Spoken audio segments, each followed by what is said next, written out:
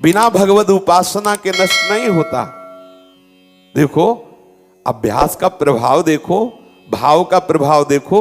जवान बहन समीप होने पर भी काम वासना नहीं उत्पन्न होती। देखो अभ्यास और भाव, अभ्यास और भाव। जवान बहन पास है लेकिन काम भावना उत्पन्न नहीं होगी। और तुम साधक हो, तुम किसी भी माई बहन को देख करके कामासक्त हो जाते हो। कैसा तुम्हारा अभ्यास, कैसा तुम्हारा भाव। बहन या पुत्री भाव में इतना भाव है कि काम नहीं आने देता। तुम्हारा भगवत भाव है ऐसा जो काम आ गया। भगवत भाव है ऐसा कि तुम वहां काम दृष्टि से देख लिए। निष्ठा नहीं है, निष्ठा बनाओ। आप सबको यही बार बार समझाते थे, चाहे आंखें खुली रखो चाहे आंखें बंद रखो, आवश्यकता है अंदर के चिंतन की। आपका चिंतन ठीक होना चाहिए। नित्य प्रति आपकी जो दिनचर्या, लौकिक कार्य हो या पारलौकिक कार्य हो, आपका चिंतन ठीक होना चाहिए। विचार का जब तक उदय नहीं होता तब तक विशुद्ध ज्ञान नहीं होता। आपकी आसक्ति इष्ट देव में होनी चाहिए, विषयों में नहीं।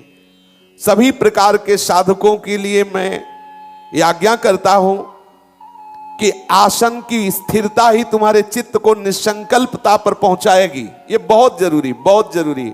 24 घंटे में कुछ घंटे आसनों पर बैठने का अभ्यास करो। सुखासन में, पद्मासन में, सिद्धासन में शांत बैठ करके अपने इष्ट का मंत्र, इष्ट का नाम, इष्ट के रूप का चिंतन करने का अभ्यास। देखो नौजवान साधक हो, आप बैठ सकते हो आराम से।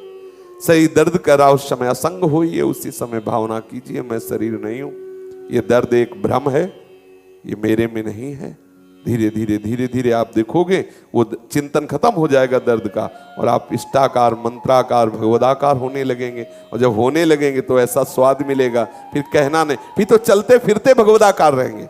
आप थोड़ी देर अभ्यास करने लगे तो धीरे धीरे फिर ऐसा अनुराग बढ़ता है, नशा चढ़ता है। सच्ची मानिए नशा चढ़ता है। एक समय होता है, पीछे था कि जैसे 3 बजे स्नान करके 4 बजे से आसन में बैठ जाते थे, तो 3 बजे स्नान करते ही जैसे किसी को भांग का नशा चढ़ता है, ऐसे नशा चढ़ता था आंख मूंदने का।